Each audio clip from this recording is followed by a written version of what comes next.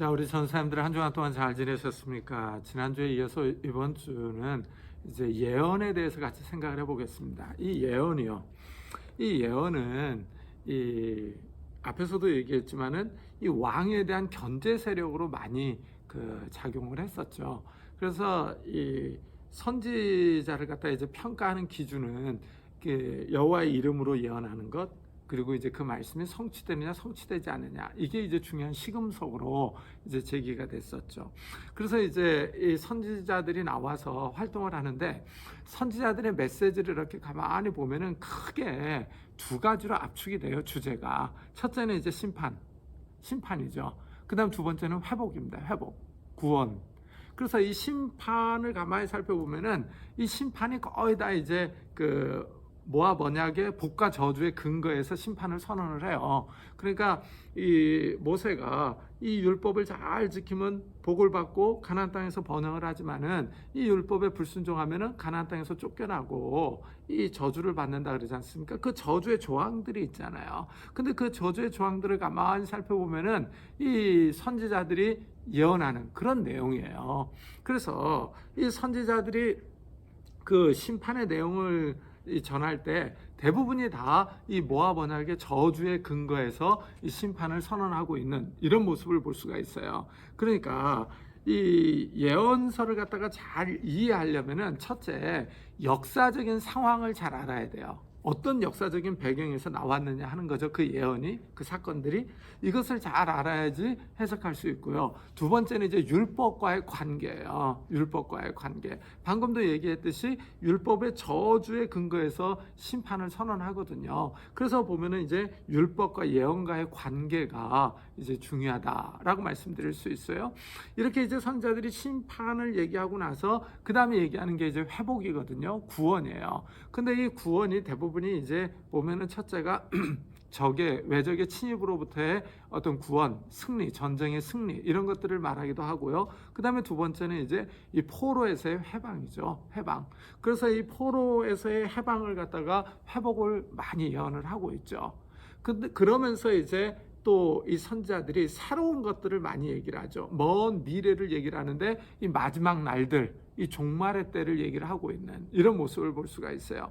근데 이제 선지자들이 쓰는 예언 기법 중에 하나가 뭐냐면 예언적 원근법이에요. 원근법. 이 원근법인데 이 앞산이 있고 뒷산이 이렇게 있는 거예요. 거기서 이제 보면은 이 앞산이 있고 뒷산이 있으면 이렇게 겹쳐 보이죠. 근데 실질적으로 이게 옆에서 보면 앞산과 뒷산이 이렇게 멀리 간격이 있을 수 있어요. 간격. 그러니까 앞에서 정면으로 보면 이렇게 겹쳐 보여서 가까이 있는 것처럼 보이지만은 옆에서 보면 이렇게 멀리 떨어져 있는 이런 모습을 볼 수가 있거든요. 이런 기법을 사용을 하는 거예요. 그래서 이 마지막 날들에 대해서 예언을 하는데, 이 마지막 날들이라고 하는 게 이 종말의 때인데, 이 종말의 때가 성경에서는 신약 시대를 의미하잖아요. 예수 그리스도의 초림부터 재림까지를 얘기를 하잖아요. 그러니까 초림 시에 있을 때의 사건들과 재림 때에 있을 때의 사건들을 갖다가 이렇게 한꺼번에 예언을 해버리는 거예요. 앞에서 보고. 그래서 보면은 많이 겹쳐 나와요. 겹쳐 나오는 이런 모습들을 볼 수가 있거든요. 그래서 이런 것들을 볼 때, 이게 이 종말의 때를 갖다 예언하는데, 이게 이제 이 초림 때와 재림 때의 사건을 갖다가 이렇게 얘기하는구나 하는 것들을 잘 분석을 하면서 해석을 해야 돼요. 그래서 이 예언서는 해석을 하는 데 있어서 첫째, 역사적인 상황에 주목할 것.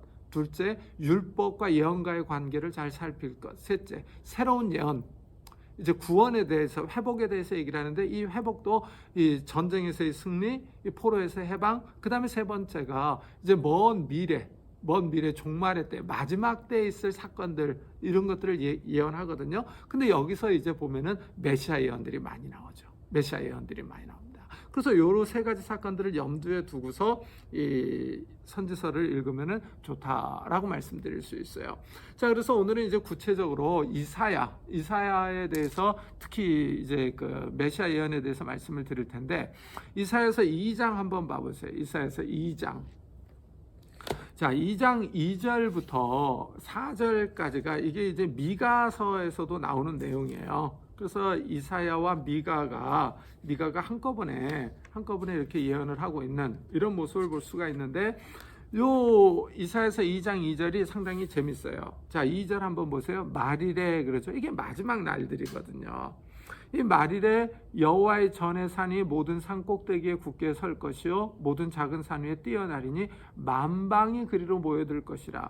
여호와의 전, 성전의 산 그러죠. 그러니까 시온산을 얘기를 하는 거죠. 시온산이 모든 산 꼭대기에 굳게 설 것이요 모든 작은 산 위에 뛰어나리는. 그러니까 뭐 갑자기 뭐 이 시온산이 융기해 가지고 이렇게 뭐 그 물리적으로 이렇게 우뚝 솟을 것이다 이런 내용은 아니죠. 이런 내용은 아니고 여기 보면은 이제 계속 그 읽어 보면은 왜 우뚝 솟을 것인지 뛰어날 것인지를 이제 설명을 하는데 만방이 모여들기 때문이죠. 만방이. 여기서 만방이라고 하는 건 이제 이방인들을 얘기를 하는 거죠. 이방인들을 얘기를 하는 겁니다. 그래서 이제 모든 민족들이 찾는 산이 된다 이거예요. 그래서 많은 백성이 가며 이르기를 오라 우리가 여호와의 산에 오르며 야곱의 하나님의 전에 이르자 그가 그의 길을 우리에게 가르치실 것이라 우리가 그 길로 행하리라 하시리니 이는 율법이 시온에서부터 나올 것이요 여호와의 말씀이 예루살렘에서부터 나올 것임이라. 자, 모든 민족들이 이제 시온산으로 향해서 가는 이유를 설명을 해주고 있죠. 이 하나님의 전에 나아가는 이유를 설명을 해주고 있는데 여기 보면은 이는 율법이 시온에서부터 나올 것이요 여호와의 말씀이 예루살렘에서부터 나올 것임이니라. 이 평행법으로서 얘기를 하고 있는데 율법과 말씀, 시온과 예루살렘이 평행법을 이루고 있죠. 자, 근데 여기서 보면은 이제 이 시온에서부터 나올 것이요 그러죠. 요게 이제 좀 의미가 있겠죠. 시온에서부터 나올 것이요 요게요. 자, 요게 이제 의미가 있다라고 하는 게 율법은 신의 산에서 나왔잖아요. 신의 산에서. 근데 여기서는 시온에서 나온다 그러잖아요. 이 율법이 나오는 장소가 달라요. 장소가. 요게 이제 좀 의미가 있겠죠. 요게 의미가 있을 겁니다. 자, 요게 이제 상당히 차이가 지는데 이 신의 산에서 나온 율법이요. 이스라엘이 출애굽을 해서 구원받은 후에 이 신의 산에 가서 이 언약을 맺으면서 율법을 받았단 말이죠. 근데 그 율법은 이스라엘을 위한 율법이었어요. 근데 여기 마지막 날들, 종말에 있을, 말일에 있을 율법은 이방인들을 위한 율법이고 시온에서 나온다 그러잖아요. 예루살렘에서 나온다 그러잖아요. 요게 차이가 있는 거죠. 그래서 이것을 종말론적 토라라고 부를 수 있어요. 종말론적 토라, 뭐 제가 그렇게 부르는데 이 종말론적 토라는 시온에서 나오고 모든 민족들을 위한 율법이다 라는 거예요. 요게 신의 산 율법과 차이점이다 라는 거죠. 자, 그리고 나서 이 종말론적 토라가 나올 것을 예언하고 나서 4절에 보면은 그가 열방 사이에 판단하시며 많은 백성을 판결하시리니 무리가 그들의 칼을 쳐서 보습을 만들고 그들의 창을 쳐서 낫을 만들 것이며 이 나라와 저 나라가 다시는 칼을 들고 서로 치지 아니하며 다시는 전쟁을 연습하지 아니하리라. 이 완벽한 샬롬이 이루어질 것을 예언하잖아요. 종말론적 샬롬에 대해서 얘기를 해요. 그래서 여기 보면 이 농기구를 쳐서 전쟁 무기인 칼과 창을 쳐서 이 농기구를 만든다고 그랬잖아요. 농기구를. 자, 그리고 전쟁 연습을 안 하고 전쟁이 다시는 있지 않을 것이다 라고 예언을 하고 있죠. 완벽한 샬롬이 이루어질 것을 예언을 하고 있는 이런 모습을 볼 수가 있어요. 자, 그래서 이게 이제 상당히 의미가 있는데 이거는 이 예수님이 재림하실 때 이루어질 거잖아요. 자, 그러니까 제가 아까 초림과 재림의 때를 이렇게 한꺼번에 보고 예언한다고 그랬죠. 앞산과 뒷산이 이렇게 겹쳐져 있다 이렇게 말씀을 드렸었죠. 자, 여기 한번 보세요. 이 종말론적 토라가 나올 거야. 이게 과연 언제냐 하는 거야. 이거는 예수 그리스도의 이 말씀, 예수 그리스도의 법이 시온에서부터 전파되는 것을 얘기를 하잖아요. 예수님께서 십자가에서 죽으시고 부활하신 후에 제자들에게 누가복음에 보면 이 성을 떠나지 말고 아버지께서 약속하신 것을 기다려라 그러잖아요. 기다려라. 그러면서 성령이 너에게 임하시면 너희가 권능을 받고 예루살렘과 유다와 사마리아와 땅끝까지 이르러 내 증인이 되리라 그러죠. 그러니까 이제 오순절날 성령이 임하시니까 이 복음을 증가하기 시작하잖아요. 복음.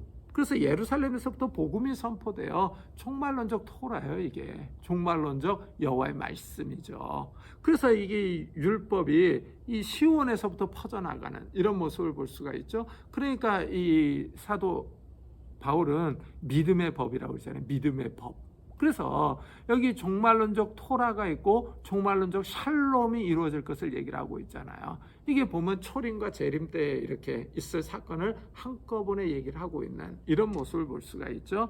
그래서 이 두 사건을 갖다가 이사야가 한꺼번에 얘기를 하고 있는 거죠. 한꺼번에 얘기를 하면서 마지막 날들에 있을 사건들을 갖다가 예언하고 있다라는 거예요.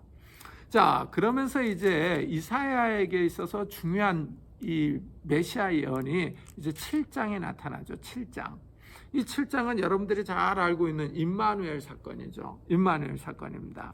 자, 여기서는 이제 역사적인 배경이 보면은 이제 이스라엘과 아람이 유다를 침입한 그런 때죠. 왜냐하면 이제 유다는 친아수르 정책을 폈고 이 둘은 반아수르 정책을 폈잖아요.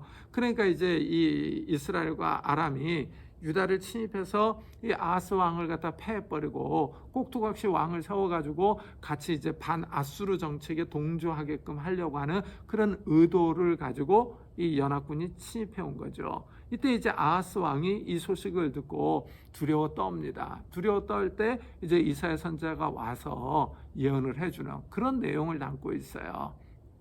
자, 이때 이제 이 두 왕들이 이스라엘과 아람의 왕들이 이제 계획이 있잖아요. 자기네들의 계획. 자, 그래서 이 계획이 뭐냐면 6절에 나와요. 7장 한번 보세요. 이사야서 7장 5절 6절인데 5절 보세요.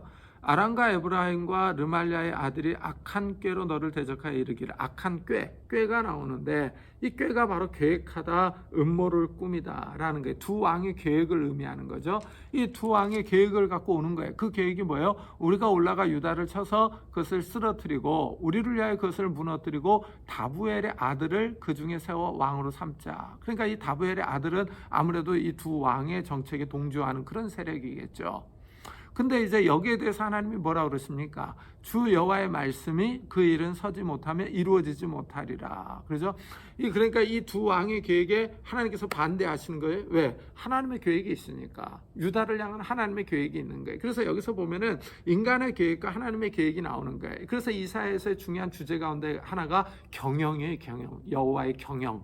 그래서 여호와의 경영이 여기서 나오고 있는 거예요. 유다를 향한 경영이에요. 경영. 그러면서 이제 이 두 왕들은 나 망한다 이거죠. 망한다. 그러면서 하나님을 믿으라 이거죠. 하나님을 믿으라.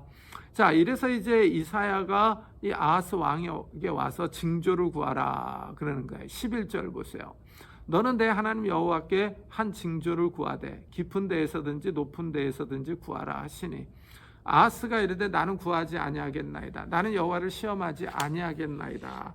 이 겉으로 보기에는 아하스 왕이 뭐 하나님을 시험하지 않는다 이렇게 말하니까 상당히 막 경건한 것처럼 들리는데 그런 건 아니죠. 그런 건 아닙니다. 여기서는 이제 구체적으로 나오지 않는데 역사서를 읽어보면은 이미 아하스 왕은 아수르에게 군사적인 원조 도움을 요청해 놓은 상태죠. 그러니까 이 아하스는 여호와를 신뢰하지 않고 아수르를 신뢰하고 있었던 거예요. 그래서 이게 이제 문제가 되는 거죠. 이게 문제가 되는 겁니다. 하나님께서 징조를 구하라 그러는데 구하지 않는 거죠. 순종하지 않는 거죠. 그러고 뒤로는 다 호박씨를 까고 있는 거죠. 자, 그래서 이 아하스의 위선적인 신앙과 불신앙이요. 이게 드러나는데 여기에 반해서 이제 하나님이 친히 징조를 주시는 거예요. 친히 징조. 그 징조가 바로 임마누엘이잖아요. 임마누엘. 자, 그래서 여기 보면은 13절 한번 봐요. 이것도 재밌는데 이사야가 이르되 다윗의 집이여 원하건대 들을지어다 너희가 사람을 괴롭히고서 그것을 작은 일로 여겨 또 나의 하나님을 괴롭히려 하느냐. 하나님을 괴롭힌다 그래요. 이 표현 되게 재밌지 않습니까? 그러니까 이게 하나님의 말씀에 순종하지 않고 불순종하고 위선적인 어떤 태도를 가질 때 하나님을 괴롭힌다고 이렇게 이제 이사야가 얘기하고 있는 거야. 이거 보면 상당히 재밌죠. 그래서 여기 보면은 왜 말라기에 보면 너희가 이 말로 하나님을 괴롭힌다 그러죠. 말로 하나님을 괴롭힌다. 이거 보면은 참 우리가 신앙생활하면서 하나님을 괴롭힐 수 있다라는 것들을 여기서 볼 수가 있죠. 자, 그러면서 이제 하나님께서 친히 징조를 주시는데 그게 바로 임마누엘이에요. 그래서 이제 14절에 나오고 있죠. 그러므로 주께서 친히 징조를 너에게 주실 것이라. 보라 처녀가 잉타하여 아들을 낳을 것이요 그의 이름을 임마누엘이라 하리라. 그래서 임마누엘이라 하리라. 자, 여기 보면 처녀가 잉태하여 아들을 낳는다. 그런데 이 처녀가 바로 젊은 여자, 막 결혼한 여자를 의미할 수도 있어요. 알마 그러는데 히브리어로. 근데 이제 여기 히브리어로는 젊은 여자, 막 결혼한 여자, 처녀 이렇게 뜻할 수 있는데 요거를 갖다가 헬라어가 팔데노스로 번역을 했어요. 이거는 결혼하지 않은 처녀를 지칭할 때 쓰는 단어예요. 그러니까 이 70인경은 이 알마라고 하는 단어를 결혼하지 않은 처녀 이렇게 딱 해석을 해버린 거죠. 그래서 여기에 대해서 이제 논쟁들이 많죠. 여기에서 대해서 논쟁들이 많습니다. 그러니까 이제 믿지 않으려고 하는 사람들은 이 히브리 알마를 가지고 젊은 여자다, 막 결혼한 여자다, 막 이렇게 얘기를 하는 거예요. 그러나 사실 신약은 이 70인경을 인용을 했잖아요. 팔데노스라고 하는 단어를 인용을 했거든요. 그러니까 이제 신약의 마태는 명확하게 처녀로 본 거죠. 근데 이제 이 믿지 않으려고 하는 사람들은 처녀 탄생, 예수님의 동정녀 탄생 이거를 갖다 부인하려고 하는 사람들은 자꾸 알마 갖고 시비를 거는 거예요. 그러니까 사실 이게 학문이라고 하는 것도요, 객관성이 있는 것 같이 보이지만은, 겉으로 보이지만 다 주관적이에요. 학문이라고 하는 건 다 주관적인 겁니다. 그러니까 아이흐로트가 그랬잖아요. 이게 학문이 객관적일 수 없다, 주관적이다 그랬잖아요. 그러니까 이 믿지 않으려고 하는 사람은 막 객관적인 자료들을 뭐 찾는다 그래요. 근데 그 객관적인 자료가 다 자기 주관에 맞는 객관적인 자료인 것처럼 보이는 거죠. 그래서 그런 것들을 이렇게 막 논증해 나가는 거예요. 그러니까 따지고 보면 신학이라고 하는 건요, 그 근본 밑바닥은요, 다 신학자들에게도 믿음이 있느냐 없느냐, 이게 아주 중요한 겁니다. 그래서 이제 믿음이 있는 사람은 성경 말씀을 믿으려고 하는 쪽으로 논증을 해 나가는 거고, 믿지 않으려고 하는 사람들은 믿지 않는 쪽으로 논증해 나가요. 이게 차이예요. 이게 차이. 근본은 신앙이다 라고 말씀드릴 수 있어요. 그래서 이 알마 갖고도 말들이 많습니다. 자, 그래서 이제 이 처녀가 아들을 낳는다. 그런데 그 이름이 임마누엘이라 이거죠. 임마누엘. 하나님이 우리와 함께 계신다. 임마누엘. 그래서 여기 하나님이 우리와 함께 계신다 그러는데, 그럼 이제 임마누엘이 누구냐 하는 거예요. 아하스 왕의 아들이냐, 이사야의 아들이냐, 특별한 아이냐, 아니면 메시아이냐 하는 거예요. 그 다음에 두 번째는 이 임마누엘이 태어난다 그러는데 아하스 당대의 일이냐, 아니면 먼 미래의 일이냐 하는 거예요. 먼 미래의 일이냐. 그래서 이런 거 갖고 말들이 많습니다. 알마에 대해서도 논쟁이 많고요. 근데 일단은 이제 요 문맥을 읽어야겠죠. 왜냐하면 이게 이제 문맥 속에서 그 의미가 드러나니까요. 그래서 여기 한번 보세요. 15절 보면 그가 악을 버리며 선을 택할 줄 알 때가 되면 엉긴 젖과 꿀을 먹을 것이라. 대저 이 아이가 악을 버리며 선을 택할 줄 알기 전에 내가 미워하는 두 왕의 땅이 황폐하게 되리라. 자, 이것을 보면은 이 아이는 첫째 그 당대의 아이예요. 그 당대의 아이입니다. 왜냐하면 두 왕의 땅이 황폐하게 되리라 그러잖아요. 그러면서 에브라임과 이 북왕국 이스라엘과 아람이 망할 것을 갖다가 얘기를 하고 있잖아요. 그러니까 이 예언은 1차적으로는 이 문맥을 읽어보면 그 당대의 그 예언이다라는 거죠. 근데 이제 요 본문이 상당히 재밌는 게 여기에 대해서 그 누군지에 대해서 명확하게 얘기를 안 해요. 그리고 이것이 이루어졌는지 안 이루어졌는지 이거 읽어보면은 언급이 없어요. 그래서 이게 좀 상당히 흥미롭다라는 거죠. 그렇지만 일단은 문맥은 그 당대의 아이다라는 거죠. 그 당대의 아이. 자, 그렇지만 이게 이제 또 메시아 예언의 의미를 갖는 거예요. 왜 그렇습니까? 마태가 이 말씀을 인용하니까 그렇죠. 마태가 이것을 인용을 해서 이 마리아에게 적용을 하고 있잖아요. 그러니까 요 본문을 보면은 이중성취를 얘기할 수 있어요. 이중성취. 첫째는 이사야 당대에 그 아이가 태어나서 하나님의 말씀이 이루어진 것으로 볼 수 있고, 그 다음에 두 번째는 이것이 이제 그 예수님에게 적용이 돼서 마리아에게 이 적용이 됐다라는 거죠. 그래서 이중성취로 얘기할 수 있다라는 거예요. 그리고 이제 아까도 그 알마에 대해서 얘기를 했는데, 그 믿고 싶지 않은 사람들은 자꾸 이게 이제 그 마리아가 처녀가 아니었다라고 막 얘기들을 하잖아요. 근데 사실 이 마태, 마가, 누가를 가만히 읽어보면은 이 마리아의 신분이 약혼한 상태예요. 약혼하지만 아직 그 합방을 하지 않은 상태. 그런 상태거든요. 그러니까 그때 당시에는 그 약혼도 법적 효력이 있었어요. 법적 효력이 있었습니다. 그러니까 이 알마라고 하는 단어가 어떤 면에서는 이 마리아의 신분을 갖다가 잘 보여주는 단어죠. 결혼은 했지만 아직 하지 않은, 합방하지 않은 그런 상태를 얘기를 하고 있거든요. 그러니까 이 막 결혼한 여자, 그죠? 약혼을 했으니까 그렇지만 아직 정식 결혼은 안 했잖아요. 그러니까 이제 처녀로 있다 이거죠. 그래서 알마라고 하는 단어가 오히려 이 마리아의 신분을 갖다가 더 잘 보여주고 있다라고도 얘기할 수 있어요. 문제는 이제 믿느냐 안 믿느냐겠죠. 그것을. 그러니까 믿는 사람들은 이게 더 잘 어울리네라고 생각할 수 있겠죠. 그러나 안 믿는 사람들은 자꾸 이제 또 안 믿는 쪽으로 얘기를 하겠죠. 자, 그래서 이것은 이중 성취를 얘기할 수 있다라는 거예요. 자, 그래서 이 임마누엘이 태어날 것을 갖다가 얘기를 하고 있죠. 그리고 이제 이 임마누엘이 저기 보면은 이 아수르가 이제 쳐들어올 때도 보면은 하나님께서 도우실 것을 얘기를 해요. 8장 한번 보세요. 8장 7절에 보면은요. 그러므로 주 내가 흉룡하고 창이란 큰 아수 곧 아수르 왕과 그의 모든 위력으로 그들을 덮을 것이라. 그 모든 골짜기에 차고 모든 언덕에 넘쳐 흘러 유다에 들어와서 가득하여 목에까지 미치리라. 임마누엘이여 그가 펴는 날개가 내 땅에 가득하리라 하셨느니라. 자, 그래서 요 예언이 또 재밌는데 이 유다 아하스가 아수르를 의지했음에도 불구하고 아수르는 유다를 나중에 보면 도와주지 않고 박해해요. 나중에. 그래서 역대하 28장에 나오는데, 그러니까 이제 요때는 도와줬는데 이 아람과 이스라엘이 쳐들어왔을 때 요때는 도와줬는데 보면 나중에 이 아수르가 유다를 도와주지 않습니다. 그래서 이 아수르가 창이란 물처럼 이제 이 유다를 갖다가 덮칠 것을 갖다가 얘기를 해요. 그래서 이 덮쳐가지고 여기 한번 보세요. 흘러 유다에 들어와서 가득하여 목에까지 미치리라 그러죠. 목에까지 미치리라.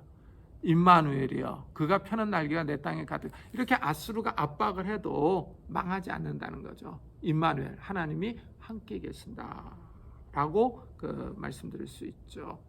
근데 실제 여기 보면은 아수르가 저기 히스기야 왕 때도 침공을 해왔었죠. 침공을 해왔습니다. 그래서 이사야서 39장인가요? 38장인가? 그쪽에 보면 나오죠. 37장, 36장, 37장에 나오는데 히스기야 왕 때 보면 아수르 왕 사네립이 올라왔죠. 대군을 이끌고요. 그래서 예루살렘을 포위했잖아요. 거의 목에까지 미쳤었죠. 목에까지 미쳤었지만은 하나님께서 이 히스기야의 기도를 들으시고 이 초자연적인 기적으로 나타내셔서 이 유다를 구원해 주시는 그런 모습을 볼 수가 있죠. 그래서 여호와의 사자가 나와서 이 18만 5천 명의 아수르 군대를 다 쳐버렸잖아요. 그래서 그때 구원받았던 그런 사건이 여기 기록되어 있죠. 자, 이래서 이 아수르의 침략도 여기서 예언을 하고 있다라는 거예요. 그래서 요 말씀이 되게 재밌어요. 8장 10절 한번 봐보세요. 너희는 함께 계획하라. 그러나 끝내 이루지 못하리라. 말을 해보아라. 끝내 시행되지 못하리라. 이는 하나님이 우리와 함께 계십니다. 요거 임마누엘을 얘기를 하고 있잖아요. 임마누엘. 여호와께서 강한 손으로 내게 알려주시면 이 백성의 길로 가지 말 것을 내게 깨우쳐 이르시되. 그러면서 하나님께서 함께 하실 것을 얘기를 하고 있죠. 하나님께서. 자, 이래서 이 사람들이 함께 계획을 하지만은 이 에브라임과 아람 연합군도 유다를 향한 계획이 있고 아수르도 유다를 향한 계획이 있어요. 그래서 사람들은 이런 계획들을 갖다가 유다에 실행하지만은 이것들이 이루어지지 않는다는 거죠. 왜요? 하나님의 계획이 있기 때문에. 그 하나님의 계획이 뭐예요? 임마누엘이다라고 얘기를 하고 있는 거예요. 그래서 여기 상당히 흥미롭다라고 말씀을 드릴 수 있습니다. 이게 이제 첫 번째 메시아 예언이죠. 이사야서에. 그 다음에 이제 두 번째 이 메시아 예언이 9장에 나타나죠. 9장에. 자, 9장에 나타나는데 특히 이제 9장 6절, 7절이 아주 유명한 메시아 예언 구절이죠. 자, 이 9장 6절, 7절이 이 우리가 크리스마스가 되면은 잘 듣는 그런 설교 본문 가운데 하나죠. 6절에 보면 이는 한 아기가 우리에게 낳고 한 아들을 우리에게 주신 바 되었는데 그의 어깨에는 정사를 메었고 그의 이름은 기묘자라 모사라 전능하신 하나님이라 영존하신 아버지라 평강의 왕이라 할 것입니다. 그렇죠? 자, 여기 보면은 아들 모티브가 나오고 있죠. 아들 모티브가 나오고 있습니다. 이게 상당히 재밌죠. 임마누엘도 아들이었잖아요. 아들이었는데 여기도 이제 아들 모티브가 나오고 있는 거예요. 자, 그래서 이 아들 모티브가 나오고 있는데 이 아들이 놀라운 이름을 갖고 있어요. 이름 자체가 어마어마합니다. 이름 자체가 어마어마한데 이 이름이 몇 개냐 한번 쉬어보세요. 기묘자, 모사, 전능하신 하나님, 영존하신 아버지, 평강의 왕.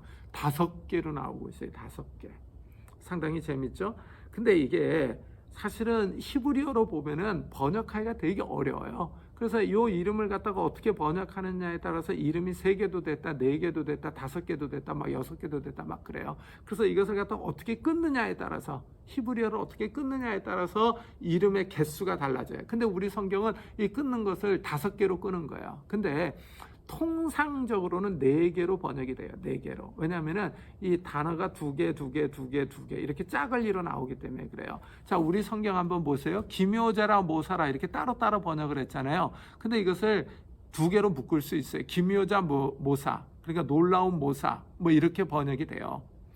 그러면은요, 단어가 2개죠. 2개입니다. 그 다음 보세요. 전능하신 하나님, 전능하신 하나님. 단어가 2개잖아요. 그 다음 보세요. 영존하신 아버지. 단어가 2개잖아요. 영존하시는 하나님. 단어가 2개예요. 평강의 왕. 단어가 2개잖아요.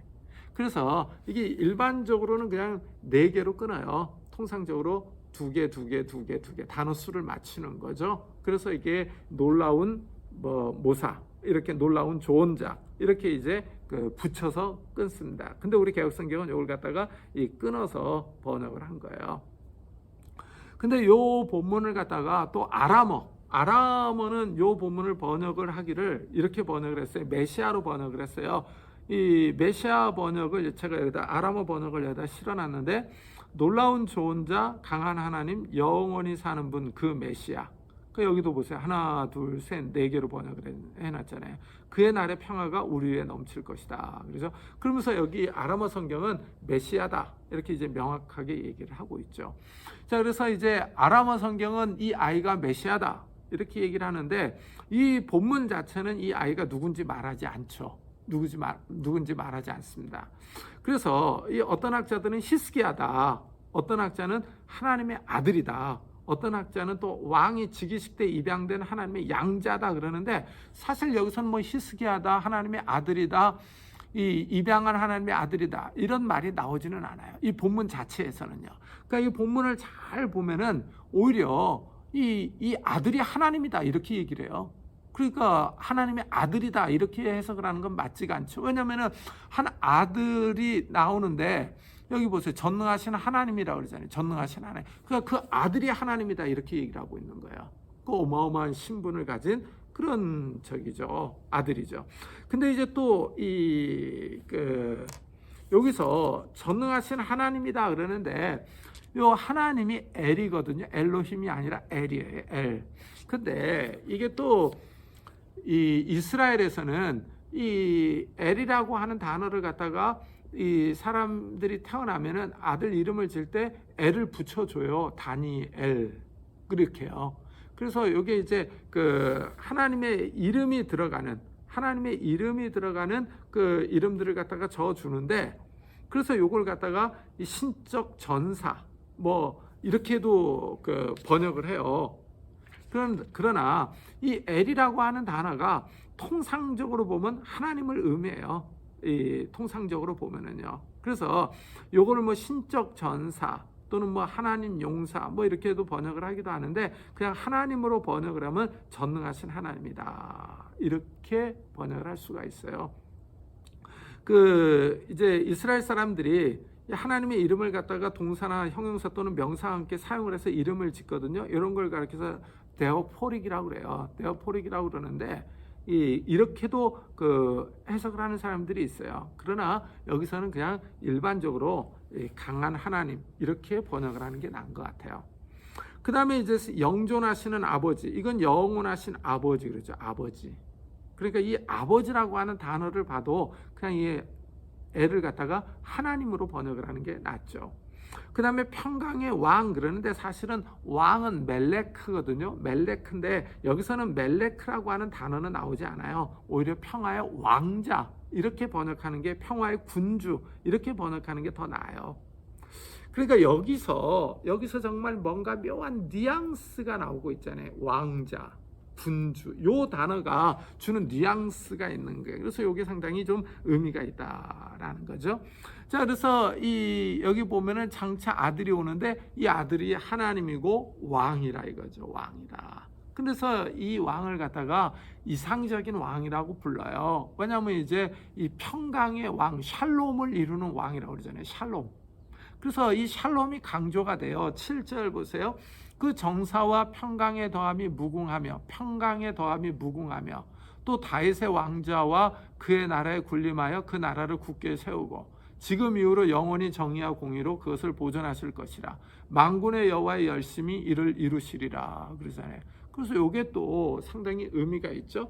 이 장차 올 왕인데 이 왕이 이상적인 왕이라 이거예요. 왜냐하면 이제 평강, 이 샬롬을 이루는 왕이기 때문이죠. 그래서 다윗의 왕자와 그의 나라에 군림하여 그 나라를 굳게 세우고 지금 이후로 영원히 정의와 공의로 그것을 보존하실 것이라. 그래서 다윗의 나라를 다시 세운다 그러죠. 다윗의 나라를 다시 세우고 통치를 하는데 정의와 공의로 통치를 하는 거예요. 정의와 공의. 요게 이제 상당히 좀 의미가 있는 거예요. 왜냐하면은 이사야가 계속 이제 심판을 선언을 해요. 이사야는 이제 소명 받았을 때서부터 이 심판을 선언하잖아요. 그래서 소명 기사를 읽어보면은, 자, 6장 한번 보세요. 6장. 하나님께서 이 심판을 선언하라고 그래요. 그러니까 11절 보세요. 내가 이르되 주여 어느 때까지니까 하였더니 주께서 대답하시되 성읍들은 황폐하여 주민이 없으며 가옥들에는 사람이 없고 이 토지는 황폐하게 되며 여호와께서 사람들을 멀리 옮기셔서 이 땅 가운데 황폐한 곳이 많을 때까지니이다 그러잖아요. 그러니까 나라가 망할 때까지 이런 좀 심판의 메시지를 전하라 이거죠. 그래서 이게 소명 때서부터 이 심판의 사명을 받거든요. 그래서 이게 상당히 재밌는데, 이 나라가 망하는 이유가 뭐냐는 게, 심판을 당하는 이유가 뭐냐, 그거는 이제 포도원의 노래에 잘 나와요. 그 포도원의 노래가 여기 보면은요, 자, 5장에 나오죠. 포도원의 노래가 5장 1절부터 7절까지 나오는데, 이 포도원의 노래를 갖다가 읽어보면은 이 포도원 주인이 좋은 땅에다 극상품 포도나무를 심죠. 그래서 이제 포도주 틀도 마련하고 망대도 마련하고, 그래서 아주 지극정성으로 돌봐요. 좋은 포도가 맺히기를 바랬는데 극상품이 아니라 쓸모없는 들포도가 맺힌 거예요. 그러니까 이제 이 포도원 주인이 이 포도원을 갖다 싹 걷어버릴 것을 갖다가 심판할 것을 갖다가 말을 하죠. 이게 바로 그 유명한 포도원의 노래인데, 이게 이제 비유잖아요. 비유. 그래서 이 7절 보세요. 이사야서 5장 7절. 물은 만군의 여호와의 포도원은 이스라엘 족속이요 그가 기뻐하는 나무는 유다 사람이라. 그들에게 정의를 바라셨더니 도리어 포악이요 그들에게 공의를 바라셨더니 도리어 부르짖음이었도다. 그러니까 하나님께서 이스라엘과 이 유다를 심판하시는 이유가 뭡니까? 공의와 정의가 없다 이거죠. 공의와 정의. 그래서 이게 상당히 재밌죠. 하나님께서 기뻐하시는 그 열매가 뭐냐는 거예요. 정의와 공의를 바랬는데 이들은 오히려 이 포악과 부르짖음을 맺힌 거예요. 근데 이게 히브리어로 보면요, 이게 자음 하나만 틀려요. 자음 하나만. 그래서 여기 보면은 이 포악, 정의, 그 다음에 이제 부르짖음, 이 공의 그러는데, 요게 미슈파트, 미슈파흐, 체다카, 제아카, 이렇게 자음이 하나 틀려요. 자음. 그래서 히브리어 단어로 보면 아주 유사해요. 우리 말은 번역을 해놔서 전혀 다르게 보이지만은 이게 히브리어로 보면은 아주 비슷합니다. 근데 자음만 하나 다르다는 거예요. 미슈파트, 미슈파흐, 체다카, 체아카. 그래가지고 이게 짝퉁이죠. 쉽게 얘기하면 짝퉁을 맺힌 거예요. 이래서 심판을 당하거든요. 근데 이 유다와 이스라엘은 정의와 공의가 없어서 심판을 당하는데 이 장차올 이상적인 왕은 평화를 갖다가 세우는 왕인데 그 통치 수단이 뭐예요? 공의와 정의, 미슈파트 체다카예요.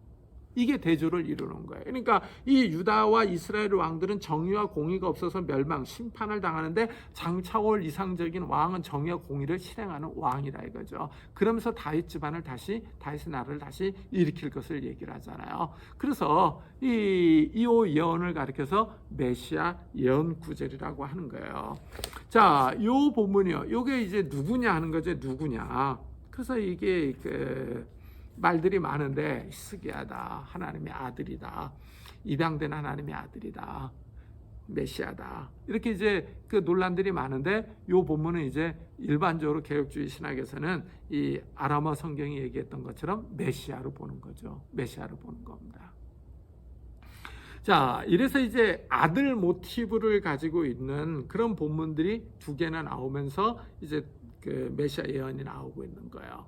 그 다음에 이제 또 나오는 메시아 예언이 11장이죠. 11장입니다. 11장이 상당히 좀 재밌는 장이에요. 재밌는 장입니다. 자, 11장 한번 보세요. 11장 1절 보면은 이새 줄기에서 한 싹이 나며 그 뿌리에서 한 가지가 나서 결실할 것이요. 그러죠? 자, 요게 보면은 이새의 줄기 그러는데 이새가 다윗의 아버지잖아요. 다윗의 아버지. 그래서 이 다윗의 아버지가 이새인데 이 이새의 줄기에서 그러잖아요. 줄기에서 싹이 나고 뿌리에서 가지가 난다. 그렇죠? 그러니까 이거는 이제 이새의 집안, 다윗 집안을 얘기를 하는 거예요. 그래서 줄기와 싹, 뿌리와 가지. 여기서 이제 줄기와 뿌리는 옛 것, 싹과 가지는 새 것이잖아요. 그러니까 다윗 집안의 옛 왕조에서 새로운 싹, 새로운 가지가 나올 것을 예언하고 있는 거예요. 그러니까 옛 것과 새 것이 대조를 이루고 있는 이런 모습을 볼 수가 있어요. 자, 요게 그래서 이 싹과 가지가 좀 은유적인 표현이죠. 은유적인 표현입니다. 그래서 싹과 가지가 새로운 왕조를 상징해 주고 있는 거예요. 사실 이 싹과 가지가요, 이 성경뿐만 아니라 고대 근동에서는 이 왕과 통치자를 지칭할 때 사용하는 단어 가운데 하나예요. 자, 우리 성경도 한번 보세요. 예레미야 23장 5절이요. 자, 여기 예레미야 23장 5절에 보면은요, 여호와의 말씀이니라. 보라 때가 이르니 내가 다윗에게 한 의로운 가지를 일으킬 것이라. 그가 왕이 되어 지혜롭게 다스리며 세상에서 정의와 공의를 행할 것이며. 여기 보세요. 여기 의로운 가지라고 그러잖아요. 가지.